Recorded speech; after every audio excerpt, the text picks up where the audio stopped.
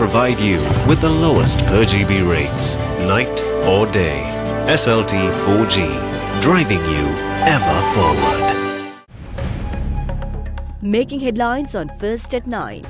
Who is in charge? BOC, BOI and People's Bank boards continue to operate unhindered despite the presidential media unit announcing its dissolution. Unmoved. Chairman of Hindu Group Defence Report published by Sri Lankan correspondent on Raw allegedly plotting president's assassination.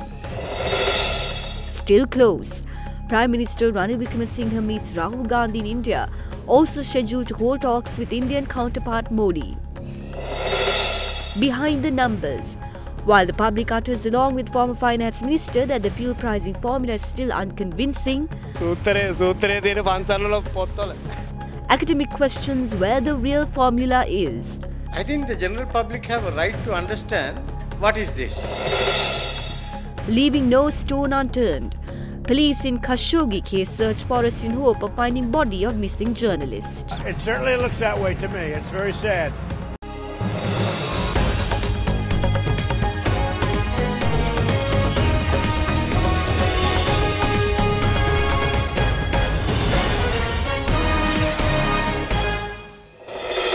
A very good evening and welcome to First at 9 on Derana 24/7, Sri Lanka's news channel. I'm Katharina Chang. Now moving on to your top story tonight. Despite the presidential media unit announcing on Wednesday that the director boards of Bank of Ceylon, People's Bank and Board of Investment were dissolved by President Maithripala Sirisena, Ministers Lakshman Kiriyalla and Mangala Samaraweera today told media that the director boards continue to operate unhindered. President Maithripala Sirisena's directive was to be effective for midnight on Wednesday with a view to restructure the three institutions after several allegations of financial irregularities were reported from within the entities. President Maithripala Sirisena on Wednesday directed the dissolution of director boards of the Board of Investment, People's Bank and Bank of Ceylon, considering corruption allegations levelled against the institutions. The entities were said to be restructured after the boards were dissolved. People's Bank and Bank of Ceylon fall under the purview of Minister of Public Enterprise Development, Lakshman Kiriyalla, while the Board of Investment falls under the Minister of Development Strategies and International Trade, Malik Samaravikrama. Meanwhile, the Secretary to the Ministry of Public Enterprises and Candy Development, Ravindra Hevavitarana, said that due to the terms of the Bank of Ceylon and People's Bank coming to an end, the President had informed Minister Lakshman Kiriyalla to appoint new boards. He added that until necessary steps are taken by agreement of both the President and the Prime Minister, the present boards will continue to operate. When inquired from the chairman of the Bank of Ceylon, Ronald Pereira, he confirmed that he had not received an official notification from the President or Minister overlooking the institution calling for his resignation, which does not prompt his resignation. Meanwhile, State Minister of International Trade Sujiva Senasinghe confirmed that the President had informed Director General of the BOI Duminda Arya Singhe to vacate his post. Meanwhile, BOI Director of Media and Publicity Dilip Samarasinghe said that the Director General of BOI and its Board of Directors have resigned upon instructions from the President. Views in this regard were expressed to media by Ministers Mangala Samaraweera and Lakshman Kiriyalla.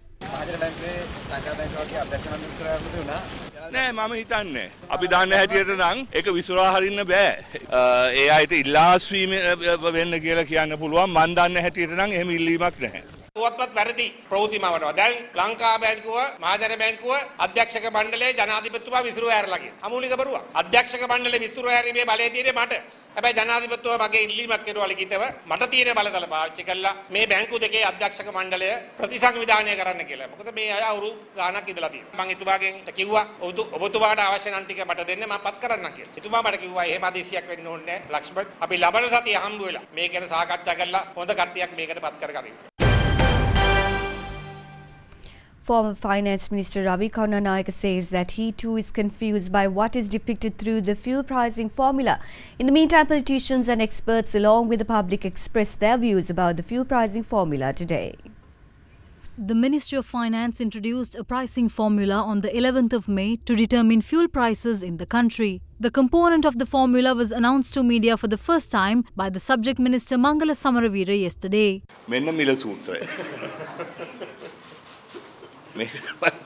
MRP සමානයි V1 එකතු කිරීම V2 එකතු කිරීම V3 එකතු කිරීම V4.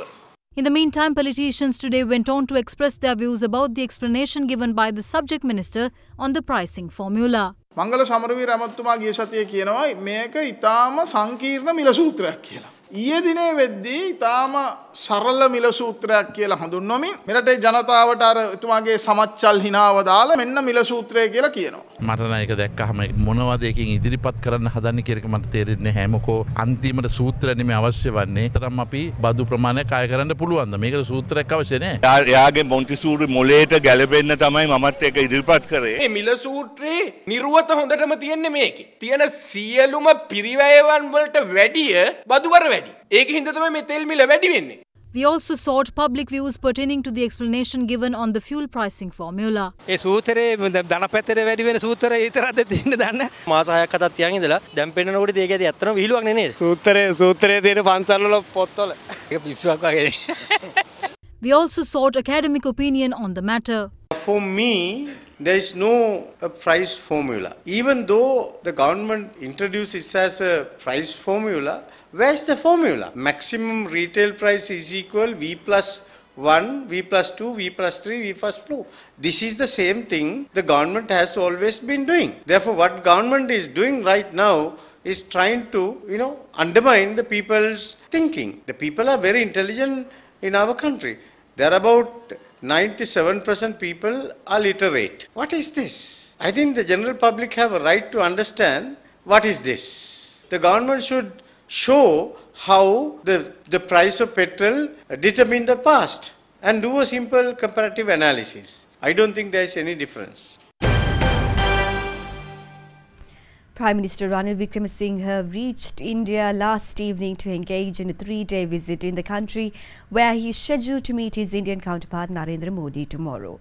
The Sri Lankan Premier meanwhile today held discussions with President of the Indian National Congress Rahul Gandhi and high-ranking officials of the party. Prime Minister Ranil Wickremesinghe, who is currently engaged in a 3-day official visit to India, landed in New Delhi last evening. He was warmly welcomed by High Commissioner of India to Sri Lanka, Taranjit Singh Sandhu, at the Indira Gandhi International Airport. Meanwhile, a cordial discussion was held between the Premier and President of the Indian National Congress, Rahul Gandhi, today. Representing the Congress, former Indian Prime Minister Dr. Manmohan Singh, Sonia Gandhi and senior Congress party leader Anand Sharma also participated in the discussion. One of the key topics discussed at the meeting was the program put in place to ensure free naval movement in the Indian Oceans, as well as progress made in India-assisted welfare programs in the island. The Prime Minister's media division further noted that discussions were held on the need to counter extremism in the country.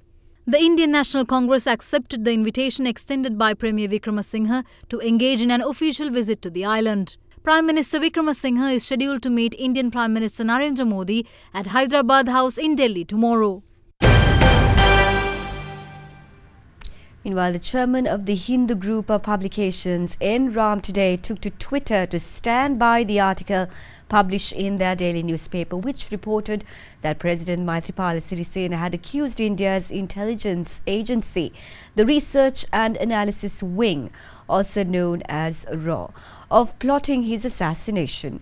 In his tweet, N. Ram said, quote, "Our Sri Lanka correspondent verified what she had learnt with multiple independent sources before publishing her report," unquote. Ram went on to mention that, quote, "We stand by our correspondents meticulously fact-check story," unquote. This tweet comes in a backdrop where several government officers, including the President's Media Division, Ministry of Foreign Affairs and the Secretary to the Cabinet, categorically rejected the news report.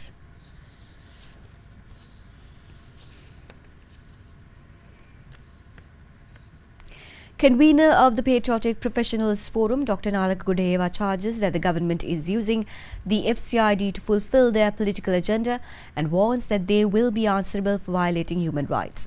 Meanwhile, speaking separately, UPFA parliamentarian Shahan Semasinghe has said it has now become a habit of the government to rob public funds.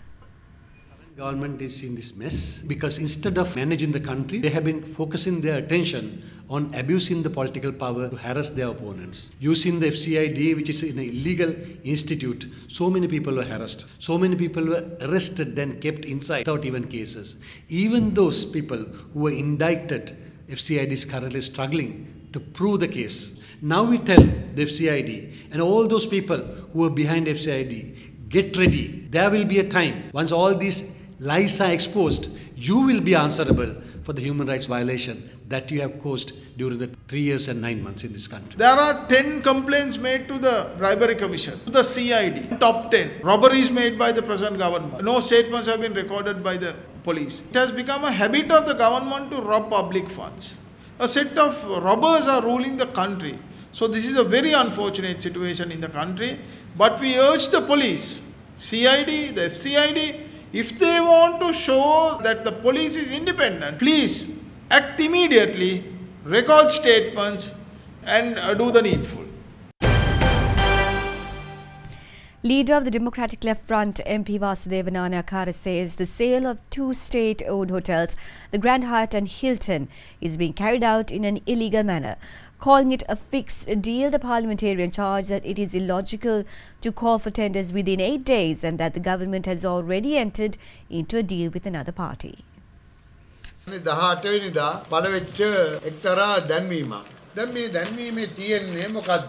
Hotel දෙකක් ආණ්ඩුවට අයිති විකුණන්න යනවා. පත්තරේ දිනය October 18. කැඳවීම අවසන් කරන්නේ 31 වෙනිදා ඔක්තෝබර් 2018 වෙනිදා. ඒතකොට තියෙන්නේ හරියට පොය දවස් ඉරිදා දවස් 7 හරියාම දවස් 8ක් විතර. ඉතින් දවස් 8ක් ඇතුළත කොහොමද ජාත්‍යන්තර ආයෝජකයින් හොඳම මිල ගණන් ඉදිරිපත් කරන අය කොහොමද එන්නේ මේ පත්තරේ දැකපු හැටි. දැන් මේකෙන් තේරෙන්නේ යටින් හදාගත්තු කිවිසුමක් තියෙනවා. ඒ කට්ටිය සූදානමින් ඉන්නේ. දැන් මේවට කියනවා ෆික්ස්ඩ් ඩීල්ස්. කලින් කතා කරගෙන හදාගත්තු කණු දෙනවා. මේ හෝටල් දෙකේ වටිනාකම මිලියන 100 ගණනක්. හිල්ටන් එකයි ග්‍රෑන්ඩ් හයට් එකයි. මේ දැන්වීම පළ කරලා තියෙන එකක් පළ කරලා තියෙන්නේ ජාතික ප්‍රතිපත්ති ආර්ථික කටයුතු අමාත්‍ය අගමැති රනිල්. අනිත් එක පළ කරලා තියෙන්නේ මංගල සමරවීර ජනමාධ්‍ය මුදල් ඇමති.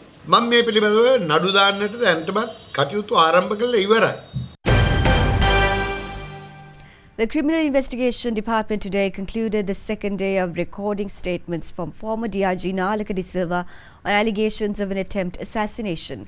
According to police, the former director of Terrorism Investigation Department is currently under investigation in connection with an alleged conspiracy to assassinate President Maithripala Sirisena and former Defence Secretary Gotabaya Rajapaksa. He was questioned by the Criminal Investigation Department for nearly 9 hours today. Director Operations of Anti-Corruption Movement, Namal Kumara, last month uncovered information of the conspiracy and alleged telephone conversations that he had with former DIG Nalaka De Silva regarding the matter and other controversial topics. The Criminal Investigation Department subsequently commenced investigations regarding the alleged conspiracy and has recorded statements from both Namal Kumara and the former DIG.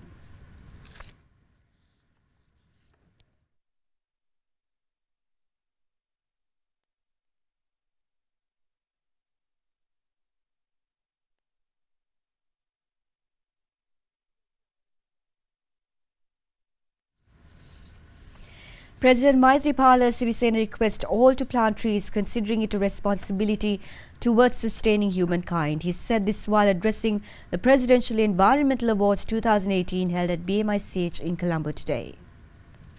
An environmental conference and exhibition of the Sri Lanka Next, a Blue-Green Era national program, was organised by the Ministry of Mahaweli Development and Environment in line with the Presidential Environmental Awards 2018.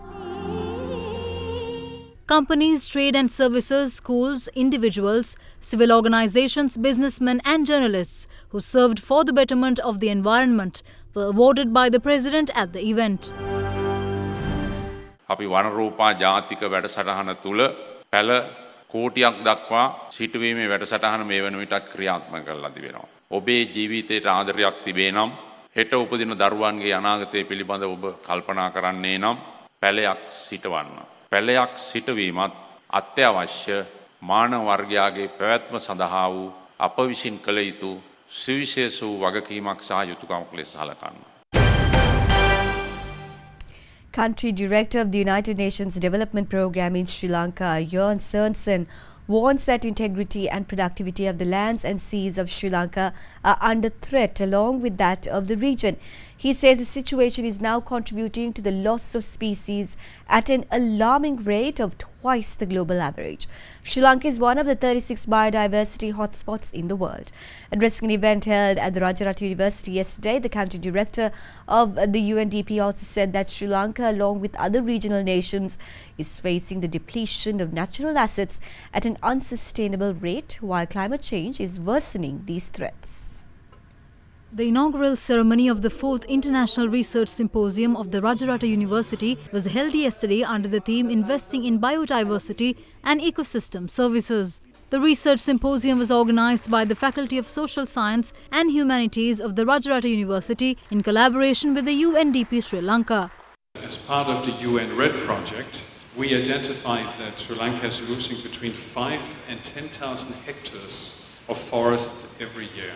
However, the existing legal and sectoral policy framework comprising of the Constitution, laws and policies do adequately support biodiversity conservation. Despite much progress in environmental protection in the region, including Sri Lanka, we are finding the integrity and productivity of its lands and seas under threat. And the rate of species that are lost is twice the global average. So while we embrace the beauty of Sri Lanka, we also have to acknowledge that we do have challenges. In one of our local news, former Defence Secretary Gotabaya Rajapaksa says that he is dedicated to safeguarding democracy in the country. He made his remark responding to questions raised by media on his way out of the Permanent High Court at Bar this morning. Former Defence Secretary Gotabaya Rajapaksa arrived at the Permanent High Court at Bar for the hearing of the case pertaining to the alleged misappropriation of state funds in the construction of D.A. Rajapaksa Memorial Museum. Appearing on behalf of the prosecutor, Deputy Solicitor General Dilip Peeris informed court that most documents requested by the defendants have been handed over to them. Attorney at Law Romesh De Silva, appearing on behalf of Gotabaya Rajapaksa, however, responded that certain requested documents were not yet handed over. President's counsel Romesh Silva said that even though the accused party is willing to cooperate to fast-track the hearings, preparations for the case have become difficult due to the delay of documents requested from the prosecutor. He argued that the case filed by the prosecutor itself is baseless. In response, the Deputy Solicitor General said that the remaining documents requested by the defendants will be provided in the next few days. The Permanent High Court at Bar ordered the case be taken up on the 9th of next month, and it will be heard on a daily basis starting from the 4th of December.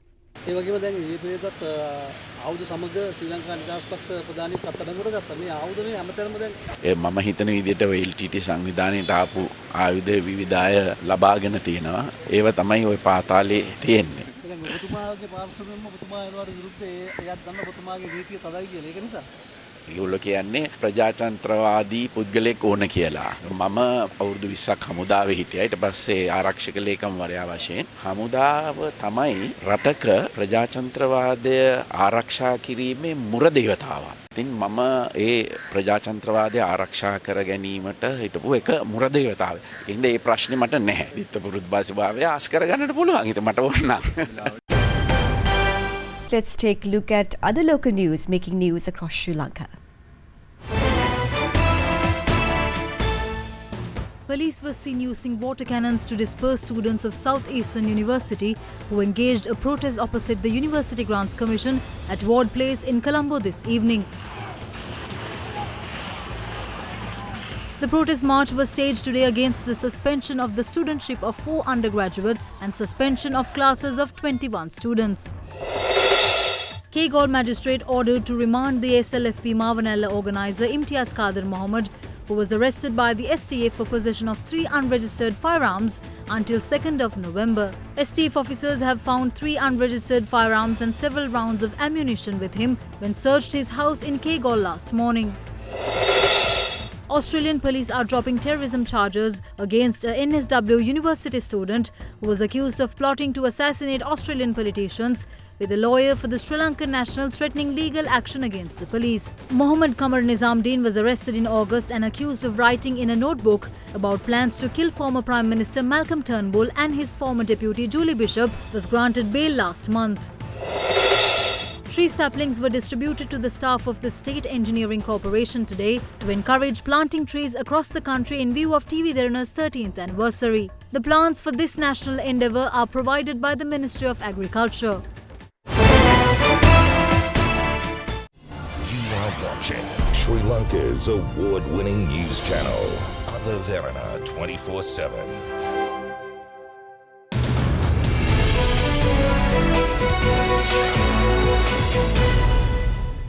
Let's take a look at key international business news in brief. Italian borrowing costs have hit fresh 4.5-year highs after the European Union criticised Italy's draft budget. The European Commission said the proposed budget, which would lead to a bigger deficit, was an unprecedented breach of EU fiscal rules.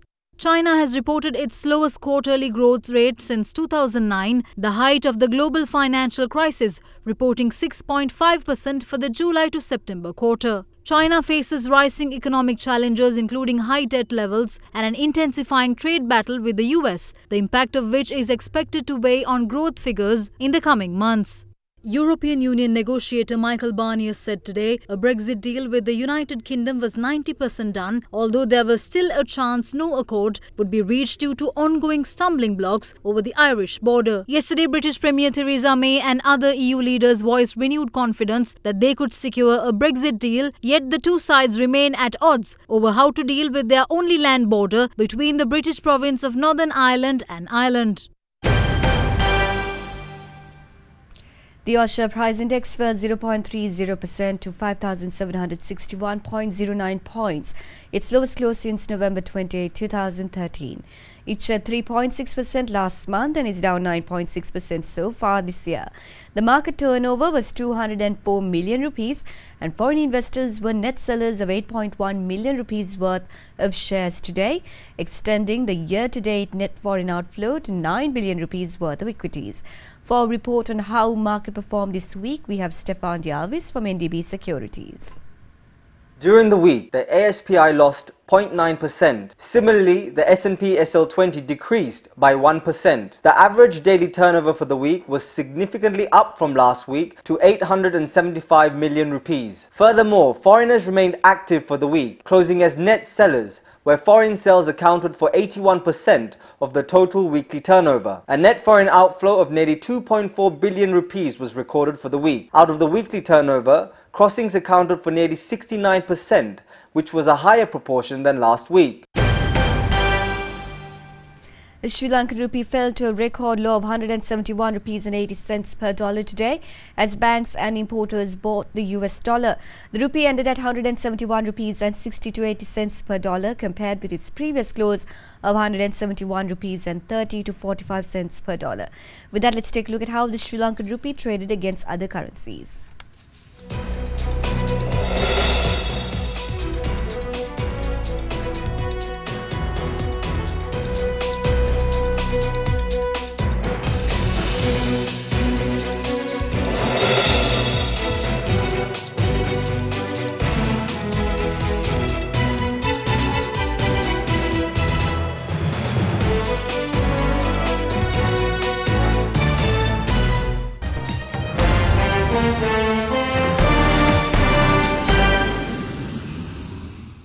US President Donald Trump has said he presumes missing Saudi journalist Jamal Khashoggi is dead and that the US response to Saudi Arabia will likely be very severe, but that he still wanted to get to the bottom of what exactly happened.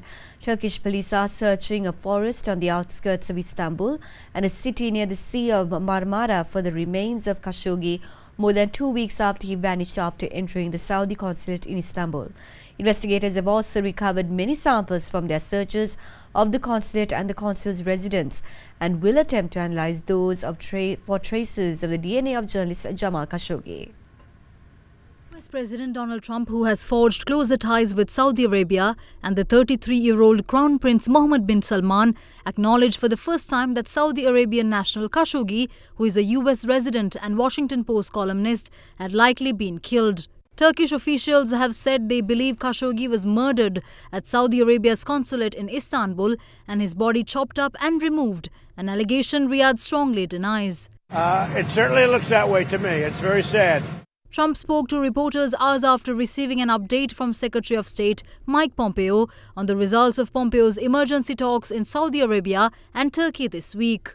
In a New York Times interview, Trump also expressed confidence in intelligence reports that suggest a high-level Saudi role in the suspected killing of Khashoggi. Asked what would be the consequences for Saudi Arabia, Trump said, "Well, it'll have to be very severe. I mean, it's bad." The United States and other Western nations are in a dilemma of how to respond because of lucrative business ties, including weapon sales to Riyadh. After investigations at the Saudi consulate and the consul's residence, Turkish authorities have widened the geographic focus of the search, as investigators believe Khashoggi's killers may have dumped his remains in Belgrade forest adjacent to Istanbul. A senior Vatican official has said Pope Francis will seriously consider the possibility of an unprecedented visit to North Korea, but some conditions will have to be met. It would be the first visit by a Pope to the reclusive East Asian state, which does not allow priests to be permanently stationed there. South Korean President Moon Jae-in had relayed a verbal invitation from North Korean leader Kim Jong-un to the Pope during a 35-minute meeting in the Vatican yesterday. Vatican Secretary of State Cardinal Pietro Parolin, the Holy See's second-ranking official, told reporters the Pope expressed his willingness, so we have to wait for it to be formalized. Asked if there were conditions that the North would have to meet, Parolin, who met separately with Moon after the South Korean president held talks with the Pope, said once it becomes earnest about the possibility of making this trip, the conditions in which it can take place will be thought over.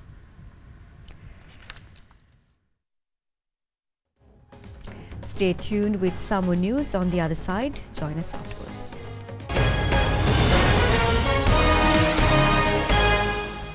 You are watching Sri Lanka's premier news channel, Derana 24/7.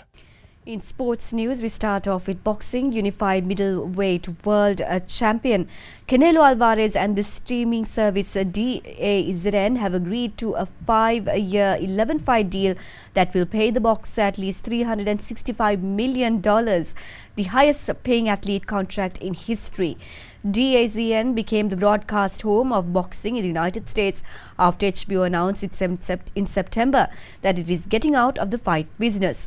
The mega deal will commence with his move up to super middleweight to challenge secondary world titleist Rocky Fielding on the 15th of December at Madison Square Garden in New York.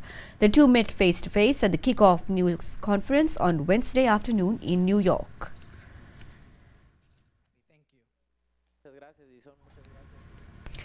Johnny Bairstow could miss England's fourth one-day international against Sri Lanka, which will be held tomorrow, after twisting his ankle playing football in training. The 29-year-old Yorkshire batsman has not yet been sent for a scan but will be assessed by England's medical staff. England have a ready replacement in Alex Hales should Bairstow not be available. You are watching Sri Lanka's #1 news channel, Derana 24/7. Now Sheila Fernando is at the Derana Weather Centre with their forecast first evening edition.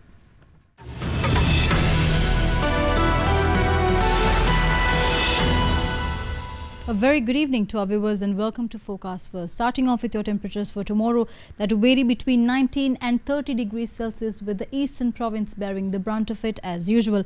Well, when looking at the map, a low pressure zone will develop in the central hills and will gradually spread throughout the island. Moving on to your rain forecast for tomorrow, most parts of the upper region of the island will experience showers with thunder activity also expected. It's a similar scenario in the lower region of the island, as most parts will experience heavy rains with thunder activity also expected. That's all from the Weather Centre tonight. Up next is your city by city forecast.